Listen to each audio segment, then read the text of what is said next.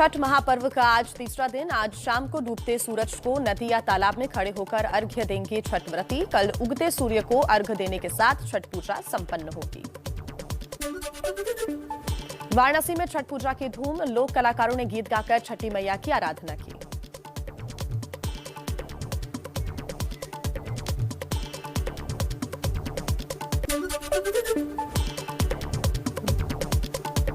वाराणसी में लोक आस्था के महापर्व छठ को लेकर तैयारियां तेज। गंगा घाटों पर जमी मिट्टी को हटाने में जुटा हुआ है प्रशासन। नाविक समाज के लोग भी मदद कर रहे हैं। यूपी के डिप्टी सीएम केशव प्रसाद मौर्य ने प्रयागराज में संगम किनारे महापर्व छठ की तैयारियों का जायजा लिया। श्रद्धालुओं को शुभकामनाएं दी। कहा, व्रतियों को किसी तरह की दिक्कत नहीं होने दी जाएगी। बिहार में छठ पूजा की तैयारियां पूरी। राजधानी पटना समेत कई इलाकों में घाटों की निगरानी के लिए एनडीआरएफ की 13 टीमें और 70 बोट तैनात। लोगों से सावधानी बरतने की अपील। बिहार के सहरसा में छठ घाटों की सफाई कराने में प्रशासन की नाकामी से लोगों में भारी नाराजगी देखने को मिली। लोगों ने खुद ही संभाला सफाई का मोर्चा। बंगाल की सीएम ममता बनर्जी का सूर्योपासना की महापर्व छठ पर 2 दिन की छुट्टी का ऐलान। कहा, हर साल की तरह इस साल भी छठ पूजा में शामिल होने जरूर जाऊंगी। दिल्ली सरकार की यमुना घाट पर छठ पूजा की अनुमति न देने के आदेश के खिलाफ अर्जी पर सुप्रीम कोर्ट में आज सुनवाई। याचिका में यमुना किनारे पूजा करने वालों पर केस दर्ज न करने के आदेश की मांग की गई है। दिल्ली के सांसद प्रवेश वर्मा की केजरीवाल सरकार को चेतावनी। ट्वीट करके बोले, छठ पूजा संपन्न होने तक मैं आईटीओ की यमुना घाट पर ही रहूंगा। देखूंगा कौन छठ मनाने से रोकेगा। दिल्ली में झील, पार्क और खाली मैदानों में छठ पूजा की जोरदार तैयारियां। हालांकि यमुना किनारे आयोजन की अनुमति न मिलने से लोगों में निराशा, लेकिन प्रशासन की तैयारियों पर खुशी जाहिर की। दिल्ली में छठ पूजा के लिए सुरक्षा के पुख्ता इंतजाम। दिल्ली पुलिस की लोगों से डीडीएमए की गाइडलाइंस और कोरोना प्रोटोकॉल के साथ ही छठ पर्व मनाने की अपील की। दिल्ली के पर्यावरण मंत्री गोपाल राय ने छठ घाटों का जायजा लिया। बीजेपी पर छठ को लेकर सियासत का आरोप लगाया। कहा, हम छठ की तैयारी में लगे हैं और बीजेपी राजनीति में। केंद्रीय मंत्री गजेंद्र सिंह शेखावत का केजरीवाल सरकार पर आरोप। कहा, महिलाओं को जान जोखिम में डालकर झाग वाले पानी में उतरना पड़ रहा है और दिल्ली सरकार जिम्मेदारी लेने के बजाय उल्टा महिलाओं को ही दोषी ठहरा रही है। दिल्ली में यमुना के प्रदूषण पर आम आदमी पार्टी के विधायक राघव चड्ढा ने पड़ोसी राज्यों पर लगाया आरोप। कहा, यमुना में जहरीला झाग यूपी और हरियाणा सरकार का तोहफा है। दिल्ली में बढ़ते प्रदूषण के बीच पर्यावरण मंत्री गोपाल राय का ऐलान। कहा, पराली की समस्या से निपटने के लिए एंटी ओपन बर्निंग कैंपेन शुरू होगा। 550 टीमें 24 घंटे करेंगी पेट्रोलिंग। चलिए कुछ और राजनीतिक खबरें आप तक पहुंचा दे तेज रफ्तार में। देवेंद्र फडणवीस और नवाब मलिक के बीच जुबानी जंग और हुई तेज। मलिक ने कहा, बम तो नहीं फूटा, अब मैं सुबह 10 बजे अंडरवर्ल्ड का हाइड्रोजन बम फोड़ूंगा। फडणवीस के सीएम रहते पूरी मुंबई को हॉस्टेज बनाकर रखा गया। नवाब मलिक पर देवेंद्र फडणवीस का हमला। मुंबई धमाके के आरोपियों से जमीन खरीदने का आरोप लगाया। कहा, दाऊद के करीबी सलीम पटेल से कुर्ला में करोड़ों की जमीन 20 लाख में खरीदी गई। आरोप पर नवाब मलिक के बेटे फराज मलिक की सफाई। बोले, हाँ, हमने 200 स्क्वायर मीटर जमीन खरीदी थी। उस वक्त जो रेट थी उस हिसाब से पैसे दिए। आरोप बेबुनियाद। देवेंद्र फडणवीस की पत्नी ने नवाब मलिक पर साधा निशाना। लिखा, बिगड़े नवाब ने प्रेस कॉन्फ्रेंस करके हमें झूठी बातें सुनाई। इनका लक्ष्य अपने जमाई और काली कमाई को बचाना है। नवाब मलिक के खिलाफ मानहानि मामले में आज बॉम्बे हाईकोर्ट में सुनवाई। समीर वानखेड़े के पिता ने नवाब मलिक के खिलाफ मानहानि का मुकदमा दायर किया है। मुंबई के गोरेगांव पुलिस स्टेशन में नवाब मलिक के खिलाफ शिकायत दर्ज। समीर वानखेड़े की बहन यास्मीन ने एनसीपी नेता के खिलाफ शिकायत दर्ज करवाई। मुंबई में समीर वानखेड़े के पिता, पत्नी और बहन ने महाराष्ट्र के राज्यपाल से मुलाकात की। परिवार ने कहा, राज्यपाल ने हर संभव मदद का भरोसा दिया। एनसीबी की एसआईटी ने नवाब मलिक के दामाद के केस में दूसरे आरोपी करण सजनानी को भेजा समन। आज पूछताछ के लिए बुलाया गया। क्रूज ड्रग्स केस में शाहरुख खान के बेटे आर्यन ने एनसीबी की एसआईटी के सामने पेशी को लेकर अब तक कोई जानकारी नहीं दी है। अगले 2 दिन में पेश नहीं हुए तो एनसीबी दोबारा भेजेगी समन। एनसीबी के DDG Dnyaneshwar Singh Mumbai police commissioner से मिले, कथित डील वाली जगह का सीसीटीवी फुटेज मांगा। मुंबई पुलिस कमिश्नर ने पूरी मदद का भरोसा दिया। एनसीबी के डीडीजी ज्ञानेश्वर सिंह ने प्रभाकर सेल से के अलावा 2 और गवाहों के बयान दर्ज किए हैं। ये दोनों गवाह भी कथित डील में शामिल थे। अनिल देशमुख वसूली केस में कोर्ट ने ईडी की अर्जी खारिज कर दी है। ईडी ने सचिन वाजे को कस्टडी में लेने की मांग की थी। देशमुख और वाजे को आमने सामने बिठाकर पूछताछ करना चाहता था ईडी। भारतीय वायुसेना के लिए 36 राफेल विमान डील पर फिर सियासत हुई तेज। फ्रेंच मीडिया के कमीशन के दावे को लेकर बीजेपी और कांग्रेस आमने सामने। बीजेपी प्रवक्ता संबित पात्रा का आरोप, कहा राफेल में कमीशन का पूरा मामला 2007 से 2012 के बीच हुआ। 2013 से पहले 65 करोड़ रुपए घूस दी गई। कांग्रेस ने 4% नहीं 40% का कमीशन मांगा। संबित पात्रा के आरोपों पर कांग्रेस प्रवक्ता पवन खेड़ा ने जेपीसी जांच की मांग की है। कहा, मोदी सरकार राफेल डील में भ्रष्टाचार को दफनाने के लिए ऑपरेशन कवर अप चला रही है। ये सबसे बड़ा रक्षा घोटाला। और अब तेज रफ्तार से राजनीति की कुछ और महत्वपूर्ण खबरें आपको बता देते हैं। प्रधानमंत्री मोदी की अध्यक्षता में सुबह 10:30 बजे केंद्रीय मंत्रिमंडल की बैठक, शाम 4 बजे मंत्रिपरिषद की मीटिंग होगी। यूपी के सीएम योगी आज कानपुर मेट्रो के ट्रायल रन की शुरुआत करेंगे। बढ़ते जीका वायरस संक्रमण को लेकर समीक्षा बैठक भी करेंगे। वृंदावन में ब्रजराज उत्सव में उद्घाटन और कृष्ण जन्मभूमि में दर्शन का कार्यक्रम है। यूपी चुनाव को लेकर गृहमंत्री अमित शाह की 12 नवंबर को वाराणसी में बैठक। सीएम योगी, स्वतंत्र देव सिंह, बीजेपी के सभी जिला प्रभारी, जिलाध्यक्ष और चुनाव प्रभारी शामिल होंगे। राम को लेकर संजय निषाद के विवादित बयान पर केशव प्रसाद मौर्य की तीखी टिप्पणी। कहा, भगवान श्री राम के बारे में विवादित टिप्पणी ना मैं सुन सकता हूं, ना कुछ बोल सकता हूं। निषाद ने कहा था कि भगवान राम राजा दशरथ के पुत्र नहीं थे।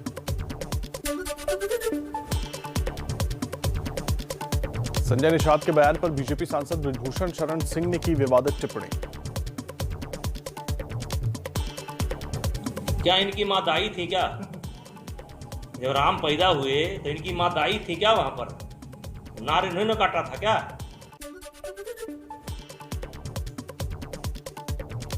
राम के पिता वाले बयान पर विवाद बढ़ने पर फतेहपुर में निषाद पार्टी के अध्यक्ष संजय निषाद ने माफी मांगी। कहा, भगवान राम और निषाद राज दोनों ही हमारे लिए पूजनीय हैं। साल भर से दिल्ली में धरना दे रहे किसानों का बड़ा ऐलान। संयुक्त किसान मोर्चा ने कहा, 29 नवंबर से शुरू हो रहे शीतकालीन सत्र के दौरान रोज 500 किसान संसद तक ट्रैक्टर मार्च करेंगे। दिल्ली की तिहाड़ जेल में 200 करोड़ की उगाही के मामले में ईओडब्ल्यू ने 5 जेल अधिकारियों को गिरफ्तार किया। सभी पर जेल में बंद सुकेश चंद्रशेखर की मदद करने का आरोप। बिहार में जहरीली शराब से मौत का बढ़ता आंकड़ा। मुजफ्फरपुर में और 4 लोगों की मौत। 12 दिन में जहरीली शराब से अब तक 49 लोगों की जान गई। 16 नवंबर को सीएम नीतीश ने बुलाई है उच्च स्तरीय बैठक। सीएम योगी के मेरठ दौरे से पहले मेरठ स्टेशन को बम से उड़ाने की धमकी भरी चिट्ठी से हड़कंप। पश्चिमी यूपी के सभी जिलों में अलर्ट। ट्रेनों में सुरक्षा कड़ी की गई। कल मेरठ पहुंचने वाले हैं योगी। मुख्तार अंसारी और अतीक अहमद पर ईडी ने कसा शिकंजा। मनी लॉन्ड्रिंग मामले में की जांच में मुख्तार के 7 और अतीक के 12 बैंक खातों का पता चला। दोनों की संपत्ति जब्त होगी। यूपी के बांदा जेल में बंद मुख्तार अंसारी से बेटे उमर अंसारी को मिलने की नहीं मिली इजाजत। उमर ने सरकार पर गंभीर आरोप लगाए। कहा, सरकार नहीं चाहती कि मुख्तार चुनाव लड़े, जनता चुनाव में जवाब देगी। चलिए अब इस सफर में आगे बढ़ते हैं और बात करेंगे राफेल की। राफेल ये नाम भारतीय सुरक्षा के लिए जितना जरूरी है, राजनीति के लिए उतना ही मशहूर। राफेल घोटाले को लेकर कांग्रेस ने पिछला लोकसभा चुनाव लड़ा था, लेकिन चुनावों में उसके आरोपों का राफेल उड़ा नहीं। अब फ्रांस के ऑनलाइन न्यूज पोर्टल में छपी एक रिपोर्ट ने भारतीय राजनीति में ये मुद्दा एक बार फिर से गर्म कर दिया है। रिपोर्ट में दावा है कि राफेल को चुनने के लिए कांग्रेस सरकार के वक्त रिश्वत दी गई थी। अब राफेल पर बीजेपी हमलावर।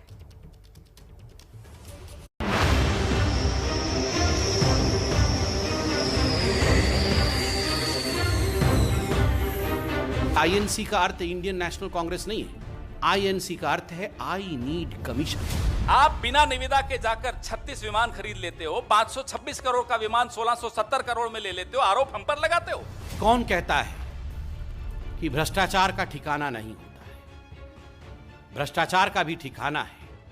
भ्रष्टाचार का पता है 10 जनपद। 7 लोक कल्याण मार्ग इस भ्रष्टाचार की जननी है और प्रधानमंत्री ने हस्तक्षेप करके नो करप्शन क्लॉज हटाया। घोटाले एक नहीं कई हजार हो गए, रिश्वत के आंकड़े भी करोड़ों पार हो गए।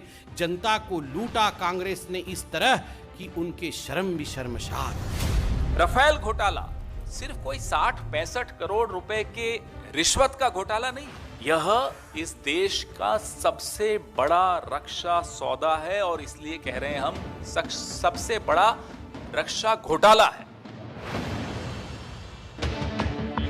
देश की राजनीति में राफेल की उड़ान इस आर्टिकल की वजह से उठी है। यह फ्रांस का एक ऑनलाइन न्यूज पोर्टल है जिसका नाम है मीडियापार्ट। मीडियापार्ट ने दावा किया है कि भारत सरकार को राफेल बेचने के लिए दसों एविएशन ने रिश्वत दी थी।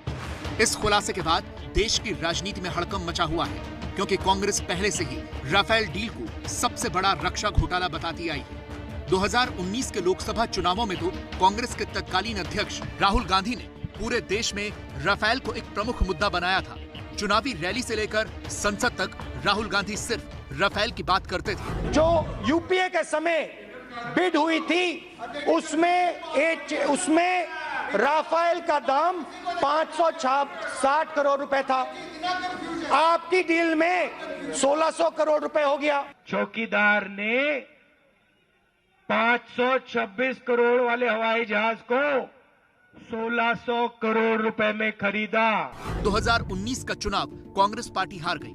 उसके बाद भी कांग्रेस गाहे बगाए राफेल डील में घोटाले का जिक्र अक्सर करती है। अब जब फ्रेंच न्यूज पोर्टल मीडियापार्ट ने इसमें कमीशन का जिक्र किया है, तो बीजेपी को कांग्रेस पर हमले का मौका मिल गया है। बीजेपी का कहना है कि कांग्रेस सरकार राफेल की डील में रिश्वत का खेल खेल रही थी। भारत ने वर्ष 2012 में फ्रांस की दासो कंपनी को 126 रफाल लड़ाकू विमानों के लिए चुना था। इन 126 रफाल लड़ाकू विमानों में से 18 सीधे कंपनी से खरीदे जाने थे और बाकी 108 का निर्माण भारत में किया जाना था। लेकिन वर्ष 2014 में जब मोदी सरकार सत्ता में आई तो उसने इस प्रोजेक्ट, जिसे MMRCA प्रोजेक्ट का नाम दिया जाता था, उसे ठंडे बस्ते में डाल दिया। इसके बाद सितंबर 2016 में भारत ने फ्रांस की सरकार के साथ सीधे 36 रफाल लड़ाकू विमानों को खरीदने का सौदा कर लिया। फ्रेंच मीडिया पोर्टल मीडियापार्ट की रिपोर्ट में यह भी लिखा है कि सीबीआई और ईडी के पास अक्टूबर 2018 से ही डील में रिश्वत के सबूत हैं, लेकिन उन्होंने केस आगे नहीं बढ़ाया। अब ये बात कांग्रेस ने पकड़ ली है और कांग्रेस इसे लेकर सरकार पर आरोप लगा रही है। हमें इन तारीखों का जवाब दीजिए कि जब भारतीय नेगोशिएशन टीम की आंतरिक गोपनीय दस्तावेज सुषेण गुप्ता के घर पे के कार्यालय में आपकी ईडी बरामद करती है तो आप चुप क्यों रहते हो? जब सीबीआई के पास अटॉर्नी जनरल मॉरिशस के ये सारे कागज देते हैं, 2018 में देते हैं, तो आप सीबीआई डायरेक्टर को हटा देते हो, बजाय इसके कि उन कागजों के आधार पर कोई इंक्वायरी करते सुषेण गुप्ता पर राफेल घोटाले में उनकी क्या भूमिका रही है, क्योंकि आपकी अपनी भूमिका रही है। इस पूरी डील में सुषेण गुप्ता नाम के एक दलाल का नाम आ रहा है। इसका पूरा नाम सुषेण मोहन गुप्ता है। डिफेंस डील करवाने वाला एक बिचौलिया है। फ्रेंच पोर्टल के मुताबिक राफेल डील भी सुषेण गुप्ता ने ही कराई थी। वो अगुस्ता वेस्टलैंड डील में भी गिरफ्तार हो चुका है। सुषेण के खिलाफ ईडी की जांच आज भी जारी है। दलाली की रकम से सुषेण ने कई संपत्तियां बनाई। सुषेण गुप्ता के नाम पर हंगामा मचा हुआ है। बीजेपी और कांग्रेस एक दूसरे पर आरोप लगा रहे हैं। बीजेपी का आरोप है कि कांग्रेस के राज में डिफेंस डील में सिर्फ कमीशन का खेल था, तो कांग्रेस कह रही है कि इसकी शुरुआत वाजपेयी सरकार से हुई थी। उल्टा चोर चौकीदार पे बरसे। आप सोच के देखिए, 40% के आधार पर यह कमीशन खाने की यह साजिश नहीं थी, कमीशन खाया गया है, पैसा लिया गया है, डिलीवरी हो चुकी थी। सन 2000 में सुषेण गुप्ता को दसों हायर करता है, 2 मिलियन यूरोज 2004 की जनवरी में देता है। किसकी सरकार थी? वाजपेयी जी की सरकार थी। और 9 लाख यूरो 2002 के आसपास देता है। किसकी सरकार थी? वाजपेयी जी की सरकार थी। जब हमारी सरकार थी, निविदा के साथ, टेंडर के साथ निर्णय लिया जा रहा था। 526 करोड़ में एक विमान आ रहा था, ट्रांसफर ऑफ टेक्नोलॉजी हो रही थी और नो करप्शन क्लॉज था।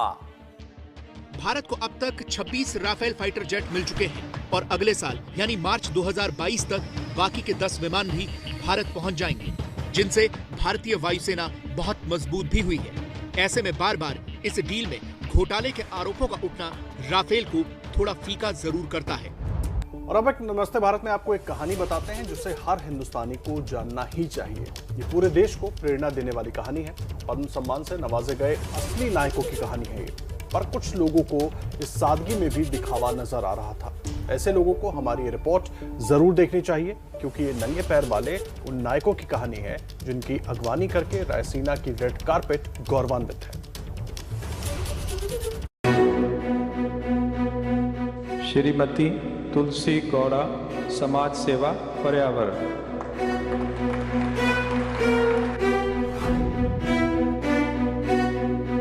श्री हरेकल हाजब, समाज सेवा।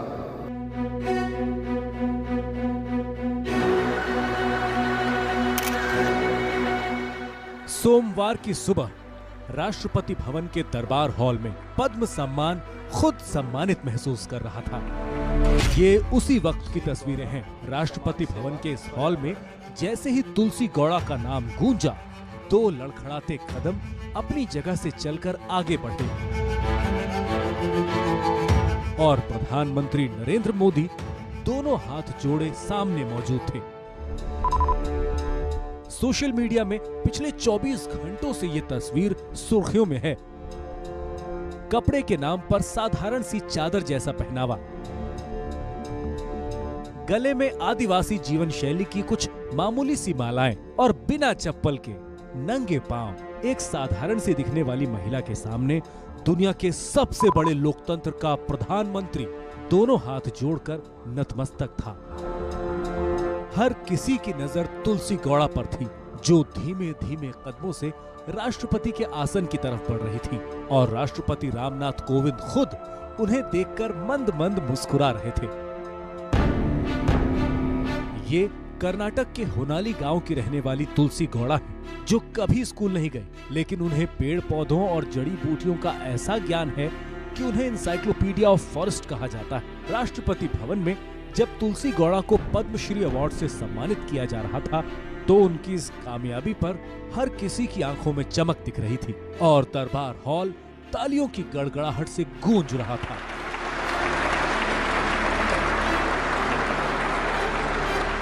पिछले 24 घंटे से लोग गूगल पर तुलसी गौड़ा के बारे में जानकारी जुटा रहे हैं और उनके बारे में जानने की कोशिश कर रहे हैं, लेकिन उनका परिचय बस इतना है कि वो पिछले 6 दशकों से पर्यावरण संरक्षण के काम में जुटी हुई हैं। तुलसी खुद बताती हैं कि उन्होंने 20 साल की उम्र में ही पेड़ पौधों को अपनी जिंदगी में शामिल कर लिया था।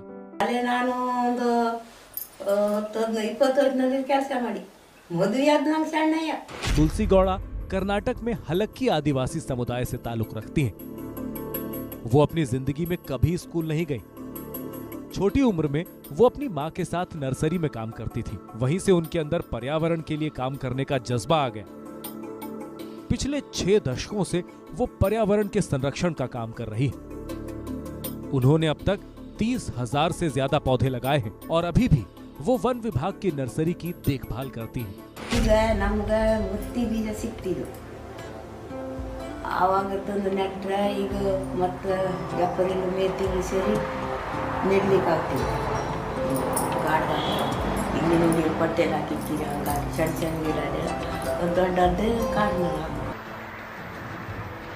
कर्नाटक की ऐसी ही एक शख्सियत का नाम है हरेकला हजब्बा। मैंगलोर की सड़कों पर टोकरी में संतरा रखकर बेचने वाले हरेकला की हैसियत का अंदाजा उनके कपड़ों से मत लगाइए। एक दिन पहले ही राष्ट्रपति भवन का हॉल उनके नाम से गूंज रहा था। श्री हरेकल हाजब, समाज सेवा।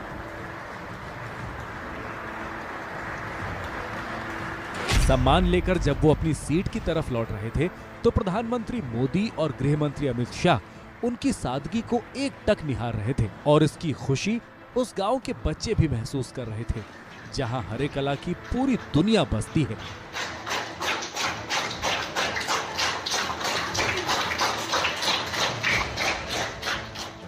आप ये सुनकर हैरान रह जाएंगे कि संतरे बेचकर रोजाना 150 रुपए कमाने वाले हरेकला हजब्बा ने अपनी मेहनत की कमाई का पाई पाई जोड़कर अपने गांव में प्राइमरी स्कूल बनवा दिया, क्योंकि वो खुद पढ़े लिखे नहीं थे और ये नहीं चाहते थे कि उनके गांव के बच्चे भी अनपढ़ रह जाएं। हरेकला हजब्बा के बारे में लोग बताते हैं कि कुछ विदेशी पर्यटकों ने उनसे संतरों का दाम पूछा, लेकिन पढ़े लिखे न होने की वजह से वो दाम बता नहीं पाए। इसकी टीस उन्हें लंबे वक्त तक रही और इसी के बाद उन्होंने अपने गांव में स्कूल खोलने का फैसला किया, क्योंकि उनके गांव में कोई भी स्कूल नहीं था। हरेकला के गांव न्यू पाडुपू में पहले कोई स्कूल नहीं था। साल 2000 में उन्होंने अपनी कमाई से स्कूल बनवाया। इसके लिए उन्होंने अपनी सारी जमा पूंजी खर्च कर दी। आज उनके स्कूल में 10वीं क्लास तक के बच्चे पढ़ते हैं। ये उसी स्कूल की तस्वीरें हैं जिसकी शुरुआत हरेकला हजब्बा ने की थी। आज उनका स्कूल काफी बड़ा दिखता है। स्कूल के बच्चे इंग्लिश पढ़ते हैं और हरेकला ये सब देखकर अंदर ही अंदर फूले नहीं समाते। पद्मश्री से सम्मानित होने के लिए जब वो दिल्ली पहुंचे तो पत्रकारों ने पूछा कितने खुश हैं, तो प्रधानमंत्री मोदी को शुक्रिया कहने लगे। भारत ಮಾಧ್ಯಮ ಮುಖಾಂತರ ನನ್ನನ್ನು ದೇಶದ ಪ್ರಧಾನಮಂತ್ರಿ ತೋರಿಸಿಕೊಟ್ಟಿದ್ದರು. ಎಲ್ಲ ಕೈ ಜೋಡಿಸಬೇಕು ಮಾಧ್ಯಮ ಮಿತ್ರರಿಗೆ ಧನ್ಯವಾದ. पद्म सम्मान से सम्मानित होने वाले और पद्म सम्मान को सम्मानित करने वालों की फहरिस्त सिर्फ इतनी ही नहीं थी, उसमें महाराष्ट्र की राहीबाई सोमा पोपेरे भी शामिल हैं। आदिवासी परिवार से ताल्लुक रखने वाली राहीबाई पोपेरे भी तुलसी गौड़ा और हरेकला हजब्बा की तरह नंगे पांव ये सम्मान लेने आई थी। पिछले 24 घंटों से सोशल मीडिया पर इन तस्वीरों पर सवाल भी उठाए जा रहे हैं।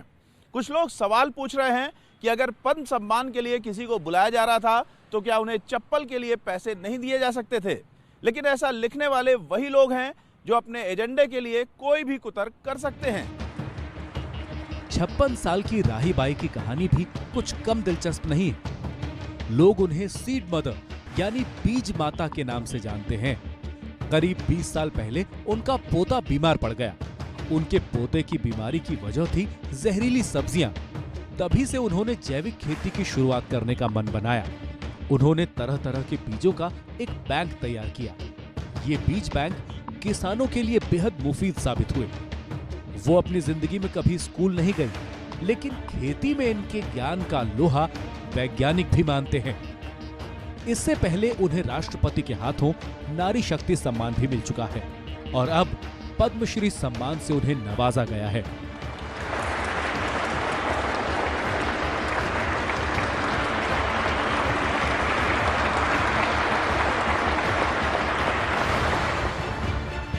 ये तमाम तस्वीरें इस धारणा को कमजोर करती हैं कि पद्म पुरस्कार के लिए बिछाई गई ये रेड कारपेट उन लोगों के लिए नहीं है जो चमक दमक के बीच रहते हैं और जिनकी पहुंच सत्ता के गलियारों तक होती है।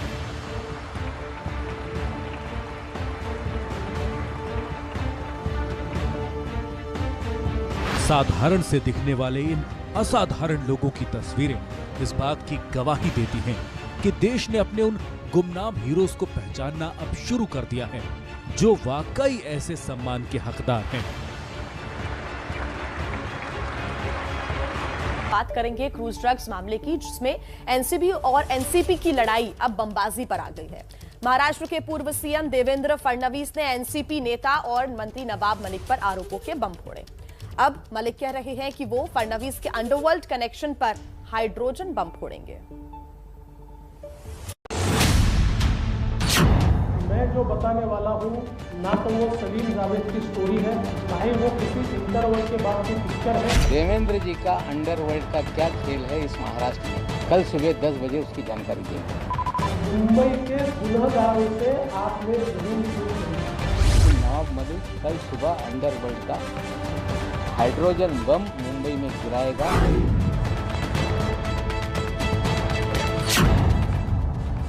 पूर्व मुख्यमंत्री और महाराष्ट्र में विपक्ष के चेहरे फडणवीस खुलासे का बम फोड़ रहे हैं, तो मौजूदा सरकार के मंत्री नवाब मलिक कल खुलासों का हाइड्रोजन बम लेकर आएंगे।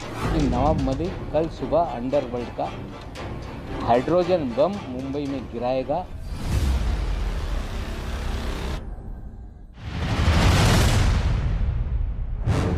इस तरह क्रूज ड्रग्स केस में शुरू हुई लड़ाई आरोपों की बमबाजी पर आ गई है।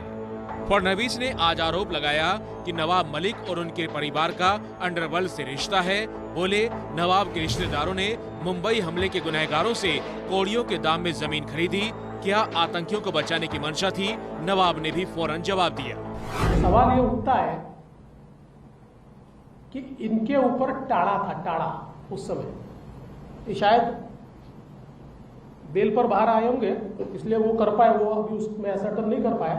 इनके ऊपर टाड़ा लगा था और टाड़ा का अगर आप कानून देखें तो टाड़ा के कानून में टाड़ा का जो आरोपी होता है या कन्विक्ट होता है उसकी सारी प्रॉपर्टी सरकार जब्त करती है। उसको सरकार जब्त करने का प्रावधान है। तो क्या ये टाड़ा के आरोपी की प्रॉपर्टी जब्त न हो इसलिए फिक्टिशियस कंसिडरेशन के ऊपर आपको ट्रांसफर कीजिए। आप मुंबई की उस विभीषिका को याद कीजिए जिस समय मुंबई में बम विस्फोट में हमारे मुंबईकरों के चीथड़े उड़ते हुए हमने देखे, चीथड़े। और हमारे चीथड़े उड़ाने वाले में जिन्होंने आरडीएक्स भरा, जिन्होंने कॉन्स्पिरेसी रची, जिन्होंने रेकी की, ऐसे व्यक्ति के साथ आप व्यवहार करते हो, बिजनेस करते हो। किसी भी तरह से कोई अंडरवर्ल्ड के दबाव में या किसी बम ब्लास्ट के आरोपी से ये प्रॉपर्टी हमने खरीदी नहीं। देवेंद्र जी ने बढ़ा चढ़ा के बम ब्लास्ट का उल्लेख करने का काम किया। फडणवीस के मुताबिक जिस सरदार शाह से नवाब मलिक के बेटे ने जमीन खरीदी वो मुंबई धमाकों का गुनहगार है। 1993 सीरियल ब्लास्ट केस में शाह अली खान को उम्र कैद की सजा हुई है और वो जेल में है अभी। एक और शख्स का नाम फडणवीस ने लिया, सलीम पटेल। आरोप है कि वो दाऊद इब्राहिम की बहन हसीना पारकर का ड्राइवर और बॉडीगार्ड है। फडणवीस का आरोप है कि पारकर की संपत्तियों का अधिकार सलीम पटेल के पास ही था और सलीम पटेल से ही नवाब मलिक के रिश्तेदारों ने जमीन खरीदी। नवाब मलिक कल सुबह अंडरवर्ल्ड का हाइड्रोजन बम मुंबई में गिराएगा। कल सुबह 10 बजे देवेंद्र जी का अंडरवर्ल्ड का क्या खेल है इस महाराष्ट्र में, और देवेंद्र जी ने मुख्यमंत्री रहते हुए किस तरह से अंडरवर्ल्ड के जरिए पूरे शहर को हॉस्टेज बना रखा था, कल सुबह 10 बजे उसकी जानकारी देंगे। जिस विवादित जमीन की खरीद फरोख्त की बात है उस पर तहकीकात करते हुए एबीपी न्यूज नवाब मलिक के बेटे फराज तक भी पहुंचा। टू ब्लास्ट के लोगों से संबंधित एक मंत्री ने ऐसे जमीनों को खरीदा, ये बेहद गंभीर आरोप है। आप लोगों को पता था कि वो हसीना पारकर के ड्राइवर हैं, गाड़ी चलाते हैं? हमको नहीं पता था सर, हमको ये कोई जानकारी नहीं। 92 ब्लास्ट में रोल के बारे में पता होगा? नहीं, सलीम भाई का ऐसा कुछ भी नहीं था, हमको पता नहीं। कौन सच्चा है कौन झूठा ये जांच का विषय है, लेकिन राजनीति में एक पूर्व सीएम और एक मौजूदा मंत्री जैसे एक दूसरे पर अंडरवर्ल्ड से कनेक्शन के नए पुराने आरोप लगा रहे हैं। अगर उससे किसी को नुकसान हो रहा है तो वो राजनीति की छवि है, नेताओं के भरोसे पर चोट है।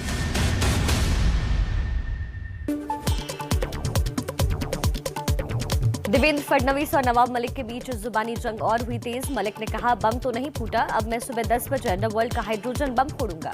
फडणवीस के सीएम रहते पूरी मुंबई को हॉस्टेज बनाकर रखा गया।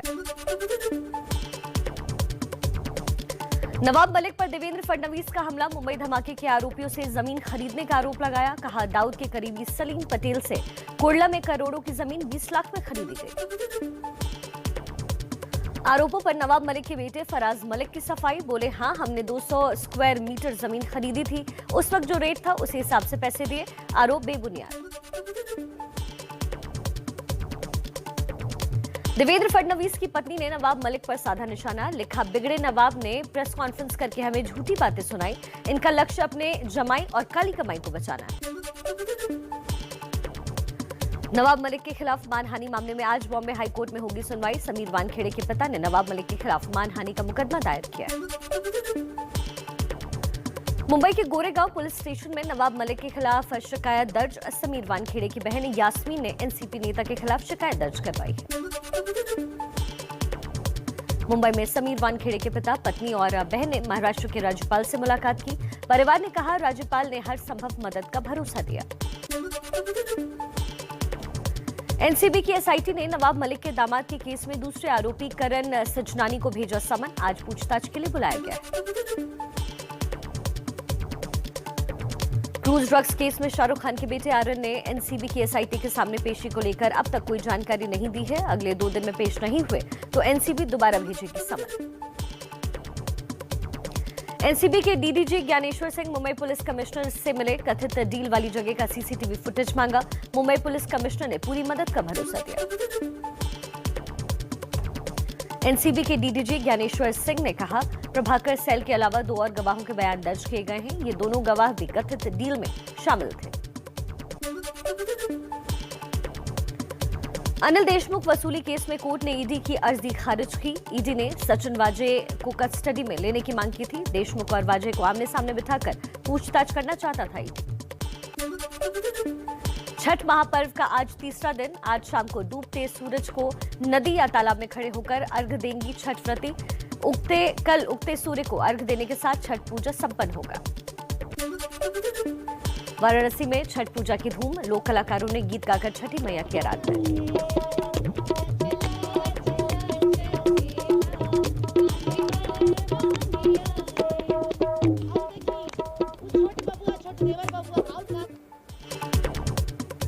वाराणसी में लोक आस्था के महापर्व छठ को लेकर तैयारियां और तेज। गंगा घाटों पर जमी मिट्टी को हटाने में जुटा प्रशासन। नाविक समाज के लोग भी मदद कर रहे हैं। यूपी के डिप्टी सीएम केशव प्रसाद मौर्य ने प्रयागराज में संगम किनारे महापर्व छठ की तैयारियों का जायजा लिया। श्रद्धालुओं को शुभकामनाएं दी। कहा, व्रतियों को किसी भी तरह की दिक्कत नहीं होने दी जाएगी।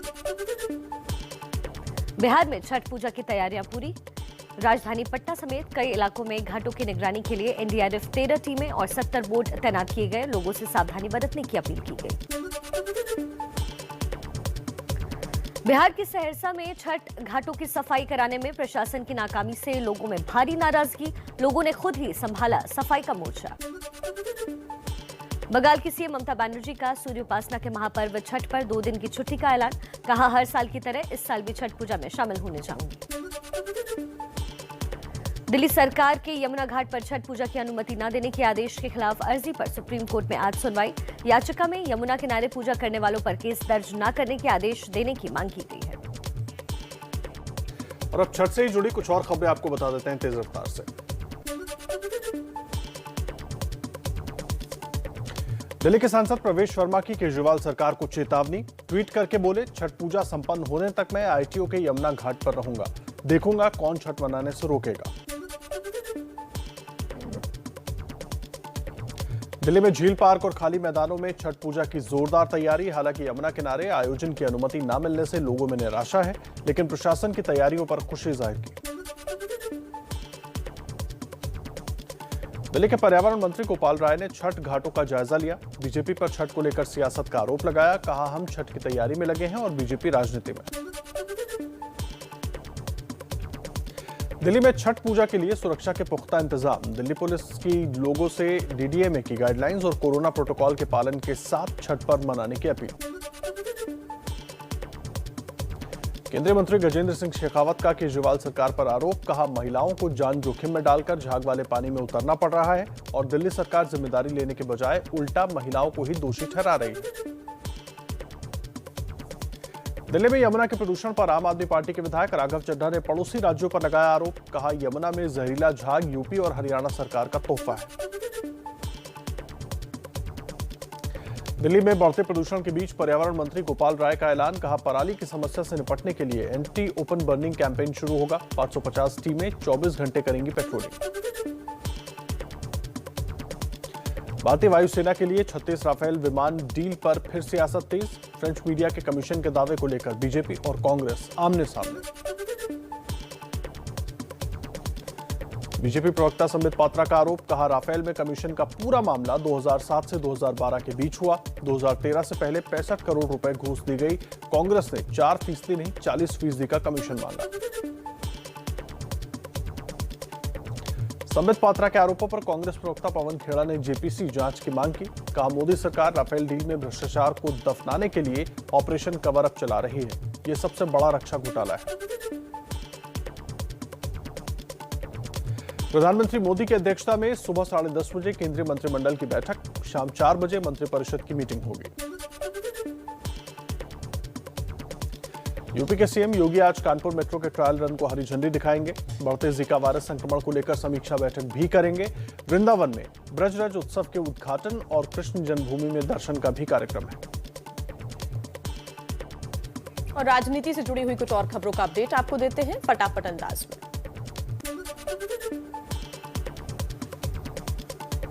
यूपी चुनाव को लेकर गृह मंत्री अमित शाह की 12 नवंबर को वाराणसी में होगी बैठक। सीएम योगी, स्वतंत्र देव सिंह, बीजेपी के सभी जिला प्रभारी, जिला अध्यक्ष और चुनाव प्रभारी होंगे शामिल। राम को लेकर संजय निषाद के विवादित बयान पर केशव प्रसाद मौर्य की तीखी टिप्पणी, कहा भगवान श्री राम के बारे में विवादित टिप्पणी ना मैं सुन सकता हूं ना कुछ बोल सकता हूं। निषाद ने कहा था कि भगवान राम राजा दशरथ के पुत्र नहीं थे। संजय निषाद के बयान पर बीजेपी सांसद ब्रजभूषण शरण सिंह ने भी विवादित टिप्पणी की है। क्या इनकी मां दाई थी क्या? जब राम पैदा हुए तो इनकी मां दाई थी क्या? वहां पर नार इन्होंने काटा था क्या? राम के पिता वाले बयान पर विवाद बढ़ने पर फतेहपुर में निषाद पार्टी के अध्यक्ष संजय निषाद ने माफी मांगी। कहा भगवान राम और निषाद राज दोनों ही हमारे लिए पूजनीय है। इटावा से बीजेपी सांसद रामशंकर कठेरिया का एसपी बीएसपी पर करारा प्रहार, कहा मायावती अंतिम समय में चुनाव के नाम पर माया इकट्ठा करने में लगी हुई हैं। अखिलेश बिना किसी विजन के चल रहे हैं। यूपी में खानदान पर घमासान, बदायूं में सीएम योगी ने कहा पहले नौकरी के नाम पर एक खानदान वसूली करता था। अखिलेश ने कहा योगी अपने खानदान के पास चले जाएं तो यूपी का भला हो जाए। शाहजहांपुर में सीएम योगी का सैफई महोत्सव के बहाने अखिलेश पर हमला, कहा 2017 से पहले अयोध्या में दीपोत्सव का कार्यक्रम नहीं बल्कि सैफई में नाच गाना होता था। मायावती का बीजेपी और अखिलेश यादव पर निशाना, बोली जनता बीजेपी राज में महंगाई से त्रस्त है। अखिलेश सरकार में होती थी गुंडागर्दी, बीएसपी को बताया बातें कम और काम ज्यादा करने वाली पार्टी। अखिलेश यादव ने समाजवादी सुगंध लॉन्च किया, कहा जनता को परेशान करने के लिए नोटबंदी, यूपी में भ्रष्टाचार ने सारी सीमाएं तोड़ी। यूपी चुनाव से पहले एक बार फिर शिवपाल यादव ने दिए समाजवादी पार्टी में विलय के संकेत, कहा कार्यकर्ताओं को सम्मान मिले तो कर सकता हूं पार्टी का विलय। पंजाब में चरणजीत सिंह चन्नी कैबिनेट की आज शाम 7 बजे होगी अहम बैठक। एक हफ्ते में तीसरी बार कैबिनेट की मीटिंग होगी। पंजाब में कांग्रेस के झगड़े में नवजोत सिंह सिद्धू की जीत, एडवोकेट जनरल एपीएस देओल का इस्तीफा मंजूर। यूपीएससी से पैनल आने के बाद डीजीपी भी हटाए जाएंगे। पंजाब कांग्रेस के अध्यक्ष नवजोत सिंह सिद्धू डेरा बाबा नानक गुरुद्वारा पहुंचे, करतारपुर गलियारे को फिर से खोलने के लिए अरदास की, कहा गृह मंत्री अमित शाह को चिट्ठी लिखूंगा। अमृतसर में नवजोत कौर सिद्धू का विक्रम मजीठिया पर तंज, कहा ड्रग्स केस की रिपोर्ट खोली जानी चाहिए, पहले पन्ने पर विक्रम मजीठिया का नाम लिखा है। बंगाल में तेल की कीमत पर सियासत तेज, ममता ने कहा तेल गैस के दाम बढ़ाकर केंद्र सरकार ने 4 लाख करोड़ का टैक्स वसूला, अब राज्यों से वैट कम करवाना चाहती है, बीजेपी का घेराव करने की चेतावनी दी। बात करेंगे आयरन ड्रग्स केस की। आयरन ड्रग्स केस में राजनीति भी चल रही है और जांच भी। अभी तक कई चेहरों ने पूरे मामले में फिरौती के आरोप लगाए हैं, लेकिन सबूत सामने नहीं आए हैं। आज एबीपी न्यूज आपको दिखाएगा आयरन ड्रग्स केस में वो सबूत जो पूरे मामले को एक नई रोशनी में लेकर जाएगा। अभी वक्त एक छोटे से ब्रेक का है, लेकिन ब्रेक पर जाते जाते आपको ये भी बता दें कि सुबह 9 बजे से एबीपी न्यूज पर देखिए आयरन ड्रग्स केस में बहुत बड़ा खुलासा, operation WhatsApp. Aryan drugs case में किसने डील की, रेड से पहले किसने किससे बात की, छापेमारी से पहले कैसे जाल बिछाया गया, वो चेहरे कौन थे जो निशाने पर थे।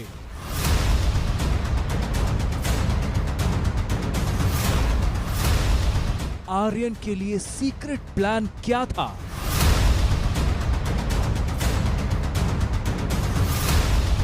क्रूज पर छापेमारी के बाद क्या क्या हुआ, ड्रग्स कांड का इंडियाना होटल कनेक्शन क्या है, 25 करोड़ की डील, 50 लाख की पेमेंट का सच क्या है। हर सवाल का मिलेगा जवाब, हर राज से उठेगा पर्दा। एबीपी न्यूज पर आर्यन ड्रग्स कांड का सबसे बड़ा खुलासा, ऑपरेशन व्हाट्सएप। कि मुंबई के क्रूज ड्रग्स कांड में नवाब मलिक और देवेंद्र फडणवीस के बीच लड़ाई बहुत जोर पकड़ चुकी है। कल देवेंद्र फडणवीस ने नवाब मलिक पर अंडरवर्ल्ड से जुड़े होने का धमाका किया, तो आज नवाब मलिक ने फडणवीस के खिलाफ आरोपों का हाइड्रोजन बम फोड़ने की चेतावनी दी है। नवाब मलिक सुबह 10 बजे प्रेस कॉन्फ्रेंस करने वाले हैं। कि देवेंद्र फडणवीस का एक वजह इसी शहर में रहता है, नीरज गुंडे। अब उन्होंने एक फुलझड़ी जलाई है तो बम तो फूटेगा और दिवाली के बाद फूटेगा।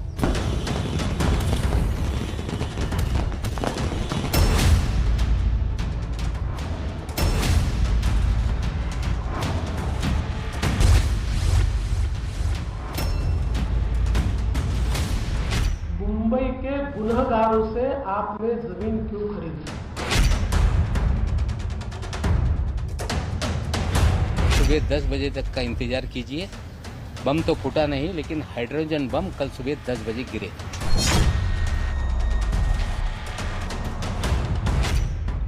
मुंबई क्रूज ड्रग्स कांड की जांच पर नवाब मलिक और देवेंद्र फडणवीस के बीच धमाकों वाली जंग भारी पड़ने लगी है। नवाब मलिक ने अंडरवर्ल्ड से जुड़े होने के जो आरोप फडणवीस पर लगाए थे, उन पर आज उन्होंने बम फोड़ दिया। शिमला में एक 3 एकड़ जगह, इसको गोवा वाला कंपाउंड कहा जाता है, एलबीएस रोड पर इस जमीन की एक रजिस्ट्री सॉलिडस नाम की कंपनी के साथ, ये दोनों की तरफ से पावर ऑफ अटर्नी होल्डर है Salim Patel, irrevocable power of attorney holder है सलीम पटेल। दूसरे बिक्री करने वाले हैं सरदार शाह वली खान। ये solids investment private limited company है नवाब मलिक जी के परिवार की। इस पर लेने वाले की साइन है, वो है फराज मलिक इनकी। फडणवीस अपने आरोपों में जिस फराज मलिक का नाम ले रहे हैं वो नवाब मलिक के बेटे हैं, और जिस सॉलिडस इन्वेस्टमेंट कंपनी पर फडणवीस आरोप लगा रहे हैं उसमें मलिक परिवार की हिस्सेदारी है। इस जमीन की रजिस्ट्री में शाह वली खान और सलीम पटेल का नाम है और फडणवीस का आरोप है कि पैसा भी इन्हीं के खाते में जमा किया गया। फडणवीस के मुताबिक जिस सरदार शाह वली खान से नवाब मलिक के बेटे ने जमीन खरीदी वो मुंबई बम ब्लास्ट का गुनहगार है। 1993 सीरियल ब्लास्ट केस में शाह वली खान को उम्र कैद की सजा हुई है और वो जेल में है। शाह वली खान ने धमाकों से पहले मुंबई स्टॉक एक्सचेंज और महानगर पालिका की रेकी की थी। जिस दूसरे शख्स सलीम पटेल का नाम फडणवीस ने लिया है वो दाऊद इब्राहिम की बहन हसीना पारकर का ड्राइवर और बॉडीगार्ड है। फडणवीस का आरोप है कि पारकर की संपत्तियों में Salim Patel power of attorney रहता था। 2007 में सलीम पटेल हसीना पारकर के साथ भी गिरफ्तार हुआ था। अब इन्हीं दोनों को लेकर फडणवीस आरोप लगा रहे हैं तो नवाब मलिक सारे आरोपों को गलत बता रहे हैं। जानते नहीं थे सलीम पटेल कौन है? मुंबई में बम विस्फोट करने वालों से आपने जमीन क्यों खरीदी? और ऐसी कौन सी बात थी जिसके कारण ये मुंबई के गुनहगारों ने एलबीएस रोड पर 3 एकड़ की जमीन आपको 20 लाख रुपए में दी? उन्होंने हमसे संपर्क किया कि हम आपके पास जो गोडाउन है उसकी ओनरशिप हम या पूरी ओनरशिप देना चाहते हैं। हमने उनसे ओनरशिप ली। उनका जो पावर ऑफ अटॉर्नी था सलीम पटेल, उससे हमने रजिस्ट्री की, वो सारे कागजात उपलब्ध हैं। अगर वो किसी को कहती है कि ये मेरा पावर ऑफ अटॉर्नी है, उससे आप पूरा आपका जो भी व्यवहार है वो पूरा कर लो, तो हमने वो पूरा करने का काम किया। किसी भी तरह से कोई अंडरवर्ल्ड के दबाव में या किसी बम ब्लास्ट के आरोपी से ये प्रॉपर्टी हमने खरीदी नहीं। फडणवीस का आरोप है कि नवाब मलिक ने कुर्ला के एलबीएस रोड पर 3 एकड़ जमीन जिसका मार्केट प्राइस 3.5 करोड़ से ज्यादा था, उसे 25 से 30 लाख में खरीदी, यानी कौड़ियों के मोल। ऐसा फर्जी किराएदारी दिखाकर किया गया। फडणवीस का आरोप है कि जमीन सस्ती इसलिए दी गई क्योंकि टाडा के आरोपियों की जमीन सरकार जब्त कर लेती है। दूसरी तरफ नवाब मलिक ने सारे आरोपों को खारिज किया है। कहानी तब शुरू हुई जब फडणवीस की पत्नी अमृता फडणवीस की एक तस्वीर लेकर नवाब मलिक आए, जिसमें वो ड्रग माफिया जयदीप राणा के साथ दिखी। अब जवाब में फडणवीस कागज दिखा रहे हैं कि अंडरवर्ल्ड और आतंकियों से मलिक ने जमीन खरीदी। बयानों की इस जंग में ये आखिरी धमाका नहीं है, क्योंकि नवाब मलिक ने एक और बड़ा धमाका करने की चेतावनी दे दी है। तो सुबह 9 बजे का वक्त याद रखिएगा, क्योंकि एबीपी न्यूज करेगा इस समय बड़ा खुलासा ऑपरेशन व्हाट्सएप के जरिए। देखिए, नवाब मलिक एक तरफ धमाके पर धमाके कर रहे हैं, लेकिन इन धमाकों की वजह से अब वो मुश्किल में भी फंस सकते हैं, क्योंकि उनके लगाए आरोपों पर समीर वानखेड़े के परिवार की ओर से दायर अर्जी पर आज बॉम्बे हाई कोर्ट में होगी सुनवाई।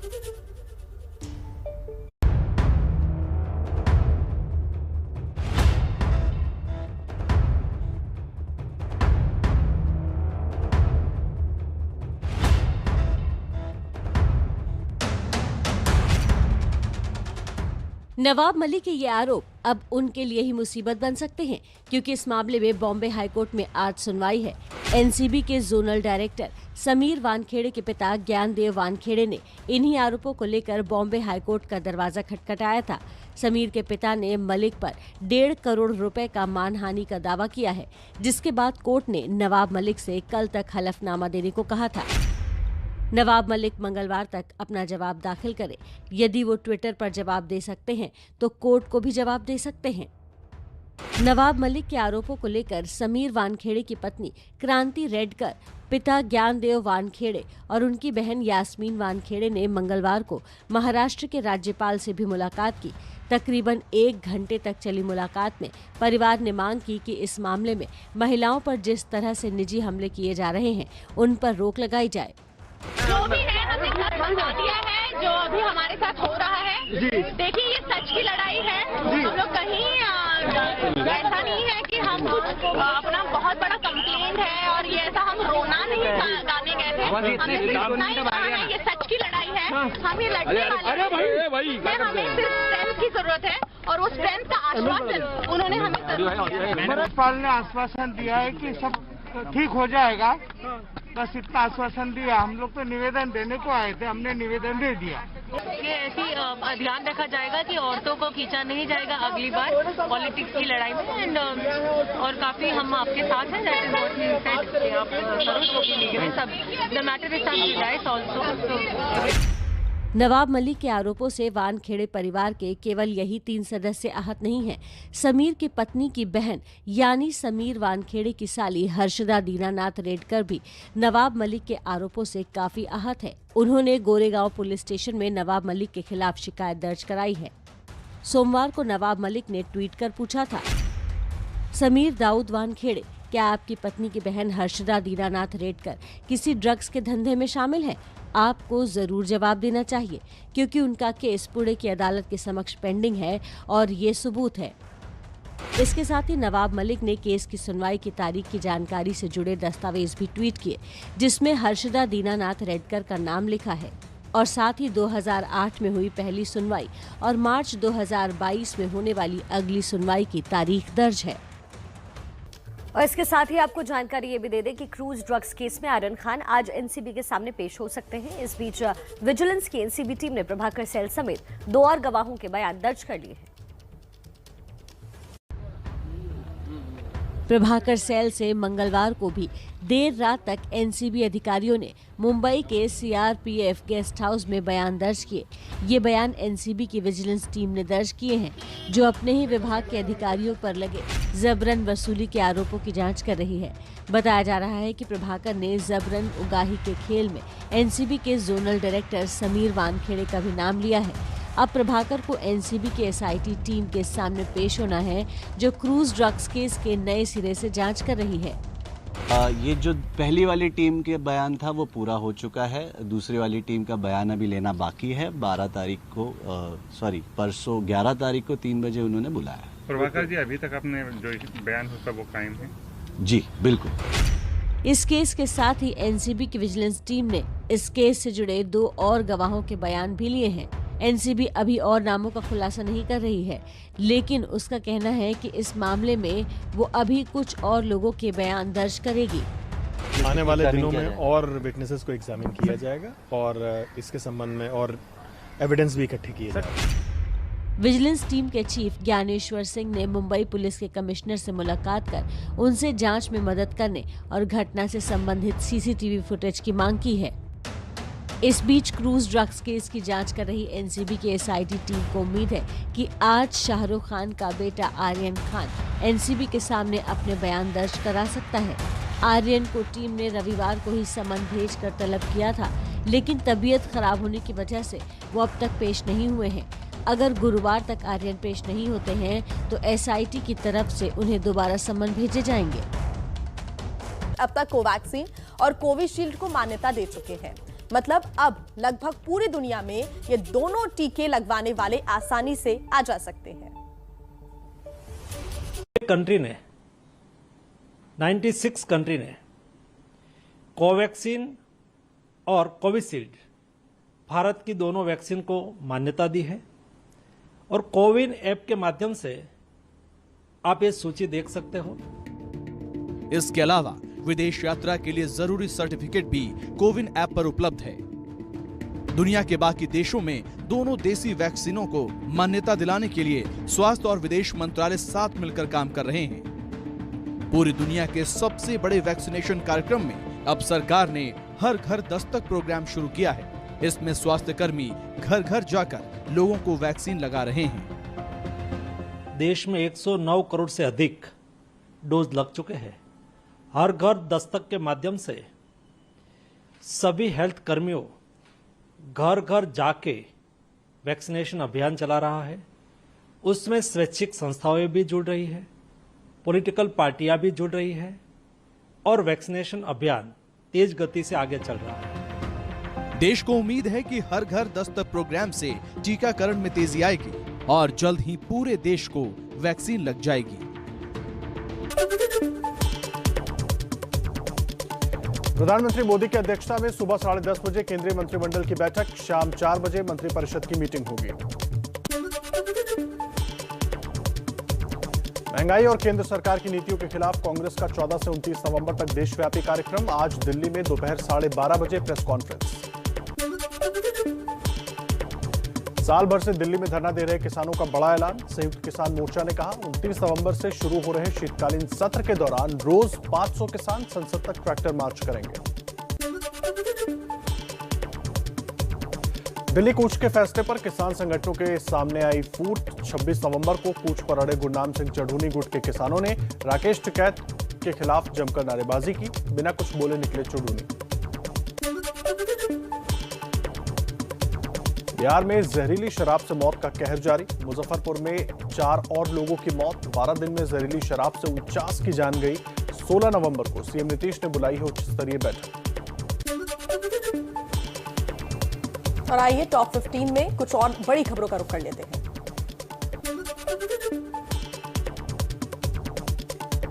सीएम योगी के मेरठ दौरे से पहले मेरठ स्टेशन को बम से उड़ाने की धमकी भरी चिट्ठी से हड़कंप। पश्चिमी यूपी के सभी जिलों में अलर्ट। ट्रेनों में सुरक्षा कड़ी कर दी गई है। कल मेरठ पहुंचने वाले हैं सीएम योगी आदित्यनाथ। यूपी के कानपुर में लगातार बढ़ रहा है जीका वायरस का खतरा। 9 नए मामले मिलने के बाद अब 98 हो गए हैं मरीज। सीएम योगी आज कानपुर पहुंचेंगे, समीक्षा बैठक भी करेंगे।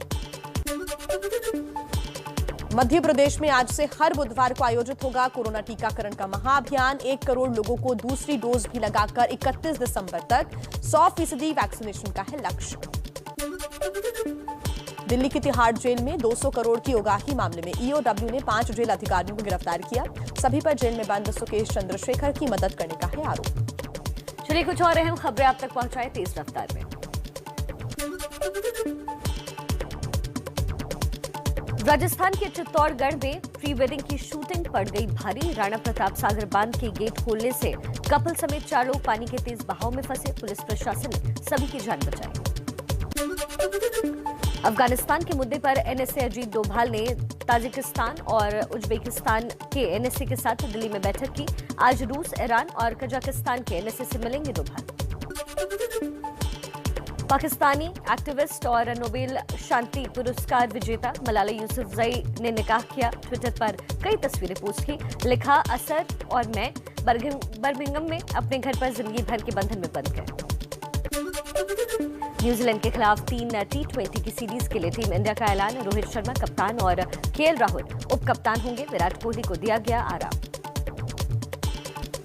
और अब बात देखिए आज महापर्व की कर लेते हैं। आज आस्था के महापर्व छठ का तीसरा दिन है।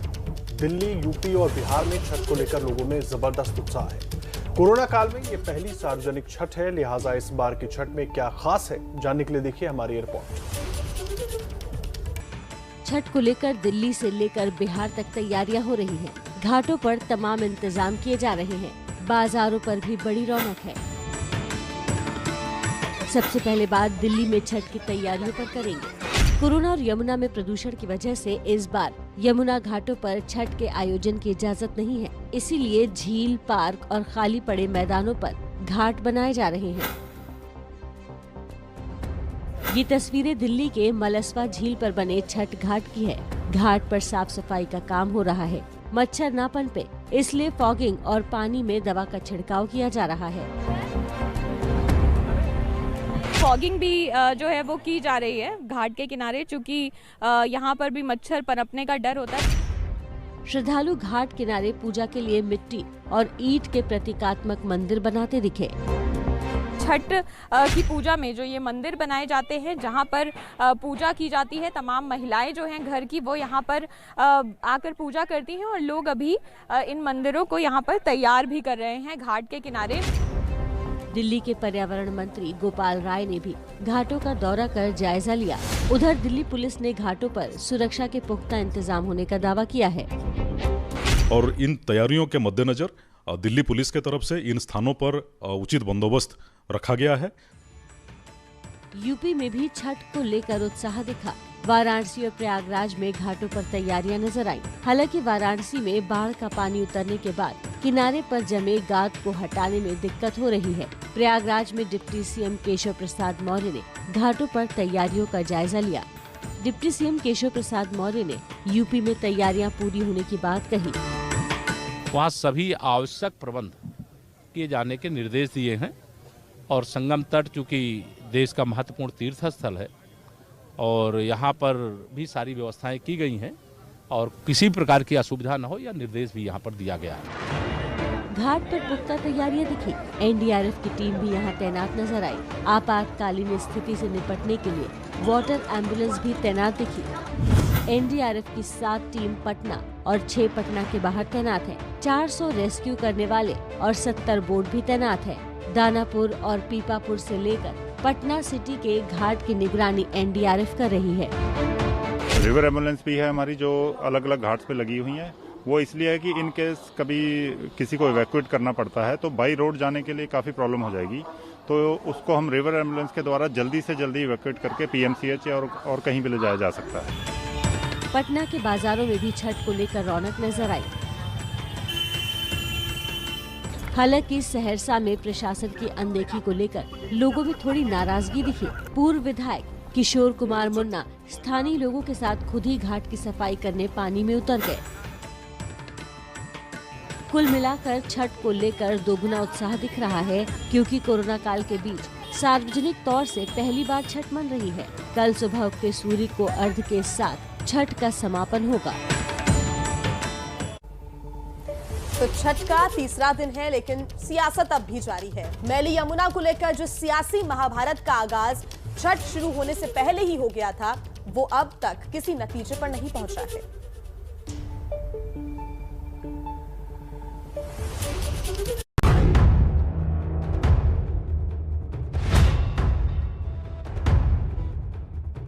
दिल्ली में यमुना का ये जहरीला झाग आस्था की मजबूरी और सियासत का साधन बन गया है।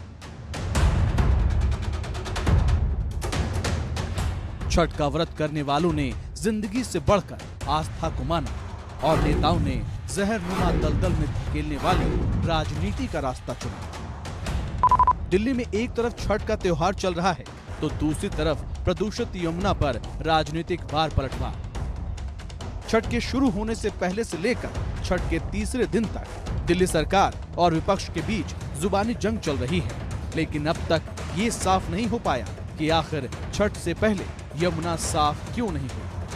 यमुना घाटों पे छठ सेलिब्रेशन की मनाही हो। दिल्ली में दो चीजें एक साथ चल रही हैं। एक तरफ दिल्ली में राजनीति चल रही है और दूसरी तरफ छठ पूजा कराने की तैयारी चल रही है। भारतीय जनता पार्टी का काम राजनीति करना है, वो राजनीति कर रही है। अरविंद केजरीवाल की सरकार का जो काम है छठ पूजा की तैयारी करना, वो तैयारी कर रही है।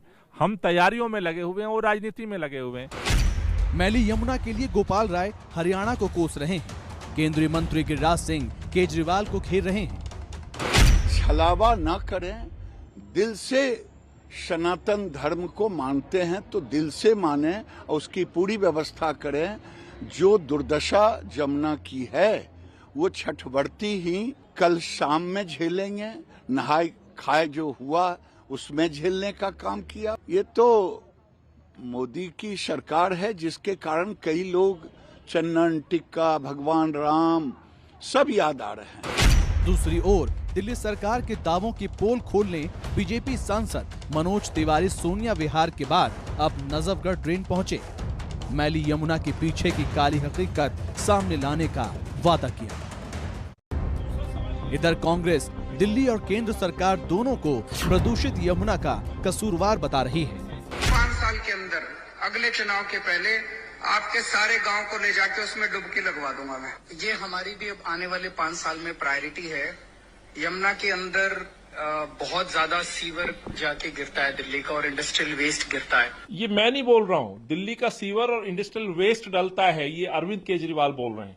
तो अपनी जिम्मेवारी को किस तरह से डाइवर्ट किया जा रहा है। मौका मिला तो कुमार विश्वास ने भी केजरीवाल सरकार को निशाने पर लिया। ट्वीट में लिखा कि भगीरथ जी स्वर्ग में गंगा बादलों के जिस मार्ग से उतर कर लाए थे, लघुकाय लंपट जी यमुना जी को उसी रास्ते दिल्ली ले आए हैं और वो भी मुफ्त। इस बार वायु प्रदूषण की जिम्मेदारी हरियाणा के किसानों पर रहेगी, पंजाब वालों पर नहीं, क्योंकि वहाँ कुछ महीनों में चुनाव है।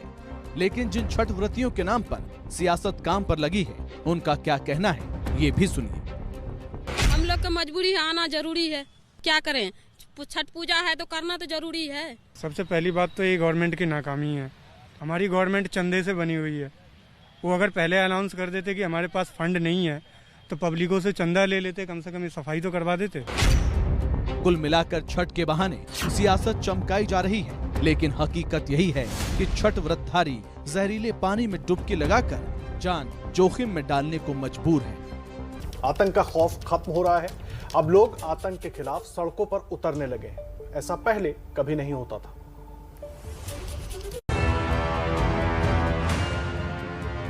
आतंक के अंधेरे के मुकाबले रोशनी की डोर थामे ये कश्मीर है जो अब आतंकियों को साफ संदेश दे रहा है।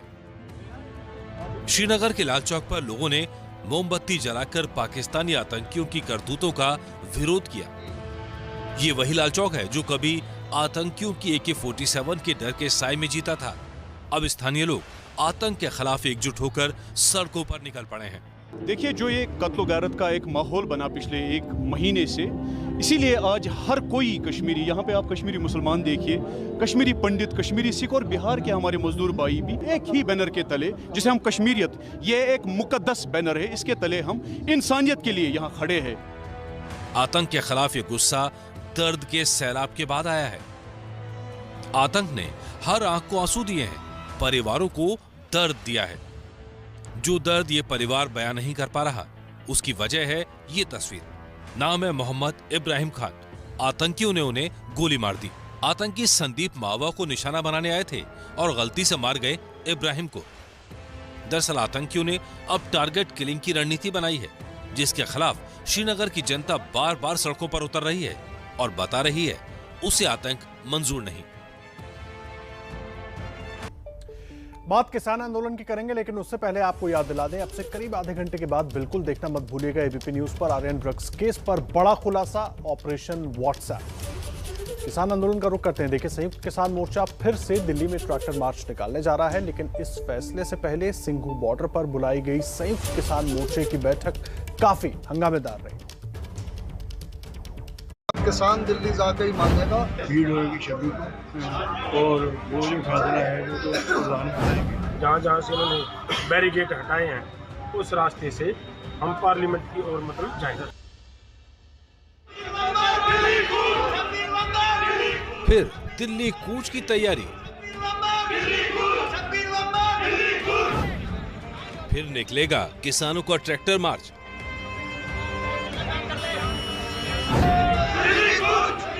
उनतीस नवंबर से होगा संसद का घेराव।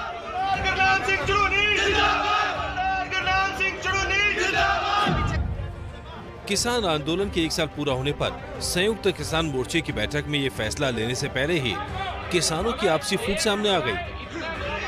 कल सिंगू बॉर्डर पर बैठक में हरियाणा के किसान नेता गुरनाम सिंह चढ़ूनी के समर्थकों ने नारेबाजी की। सूत्रों के मुताबिक बैठक में चढ़ूनी और राकेश टिकैत के बीच कहा-सुनी की नौबत भी आ गई। सूत्रों के मुताबिक किसान नेता गुरनाम सिंह चढ़ूनी संसद कूच के पक्ष में थे। हरियाणा के संगठन इस मुद्दे पर आक्रामक थे। चढ़ूनी समर्थकों ने राकेश टिकैत को निशाने पर लिया। पंजाब में चढ़ूनी की राजनीतिक गतिविधियों से कई किसान नेता नाराज हैं। इस सारे हंगामे के बाद बैठक से युवाओं को बाहर निकाल दिया गया। सब संगठनों ने एक सहमति के साथ वो दिल्ली जाने का जो संसद भवन घेराव का जो संसद का प्रोग्राम है, बड़े शांति के साथ वहाँ जाने का प्रोग्राम बना। पूरे देश का किसान यहाँ 3-4 बॉर्डर आ पाएगा, बॉर्डरों को मजबूत करने का काम होगा। उसके बाद 29 तारीख को दिल्ली जाने का कूच पर विचार किया जाएगा। हाल में किसान नेताओं का मनमुटाव खुलकर सामने आ चुका है। पिछले दिनों ही अनुशासन तोड़ने के आरोप में योगेंद्र यादव को 1 महीने के लिए संयुक्त किसान मोर्चे से निलंबित किया जा चुका है। हालांकि तनातनी के बाद भी बैठक में कई फैसले हुए। संयुक्त किसान मोर्चा 22 नवंबर को लखनऊ में किसान पंचायत करने जा रहा है। हंगामे के बीच तय हुआ कि 26 नवंबर को आंदोलन के 1 साल पूरा होने पर दिल्ली के तीनों मोर्चों पर किसान बड़ी संख्या में जुटेंगे। साथ ही इस दिन देश भर में प्रदर्शन करने का ऐलान किया गया है। इसके अलावा मोर्चा 28 नवंबर को मुंबई के आजाद मैदान में सभा भी करेगा। 29 नवंबर से किसान रोज संसद का घेराव करेंगे। इस दौरान बॉर्डर के मोर्चों से किसान ट्रैक्टर लेकर निकलेंगे। मोर्चे ने फैसला ले लिया कि हम दिल्ली जाएंगे। अगर सरकार दिल्ली नहीं जाने देगी तो हम जेल जाएंगे, यही हो सकता है ना। वो फैसला ले लिया मोर्चे ने। बैठक में ये भी साफ किया गया कि पंजाब विधानसभा चुनाव में मोर्चे की कोई भूमिका नहीं होगी। ये बात अलग है कि भारतीय किसान यूनियन ओगराहा के किसानों ने मोगा में कैबिनेट मंत्री राणा गुरजीत सिंह का विरोध किया, जो बता रहा है कि किसानों के धड़ों में कई मुद्दों पर एक राय नहीं है। लेकिन इस सबके बीच किसान नेता इस बात का इंतजार भी कर रहे हैं कि मोदी सरकार से कब बातचीत शुरू होगी। सोनीपत से संवाददाता जैनेंद्र की रिपोर्ट।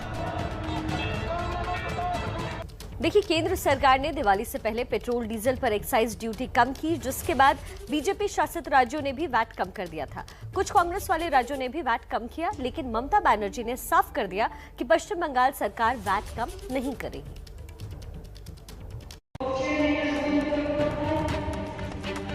पश्चिम बंगाल की मुख्यमंत्री ममता बनर्जी ने पश्चिम बंगाल विधानसभा में पेट्रोल डीजल के दाम घटाने से इनकार कर दिया है। ममता ने कहा, केंद्र सरकार ने रसोई गैस, पेट्रोल और डीजल के बढ़े दामों से करीब 4 लाख करोड़ रुपए की कमाई की है।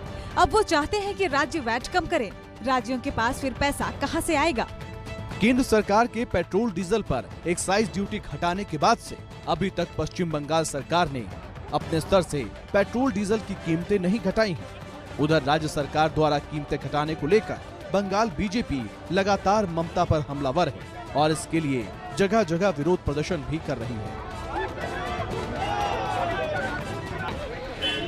जब तक ममता बनर्जी को उनका जो डिसीजन है, इस डिसीजन को जब तक वो इसको वापस ना ले, वो कल बोल चुकी है कि वो नहीं घटा सकते।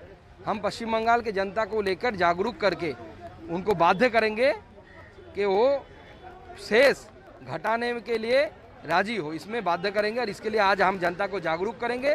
आगे आगे हम इस आंदोलन को और भी तेजी लाएंगे और अगर आवश्यकता पड़ी तो हम नवान्नों का घेराव भी करेंगे इस इशू को लेकर। बंगाल में फिलहाल पेट्रोल डीजल को लेकर घमासान जारी है। कोलकाता में फिलहाल पेट्रोल 104 रुपए 67 पैसे प्रति लीटर और डीजल 89 रुपए 79 पैसे प्रति लीटर मिल रहा है। आज भी इस मामले को लेकर बंगाल बीजेपी ममता बनर्जी को घेर सकती है। चलिए अब वक्त हो चुका है आपके फेवरेट सेगमेंट का, यानी क्या है आज का कार्टून। और हमारे साथ स्टूडियो में है इरफान जी। आइए देखते हैं इरफान जी आज क्या बना है।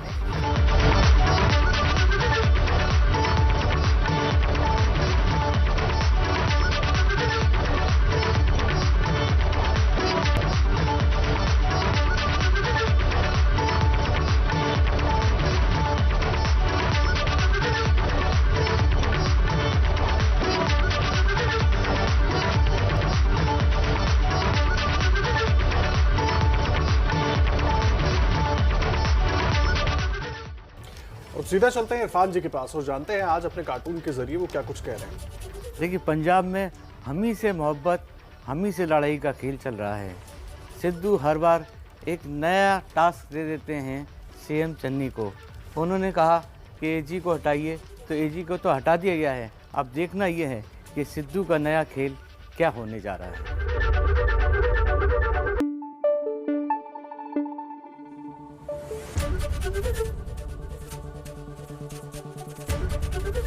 एबीपी न्यूज आपको रखे आगे।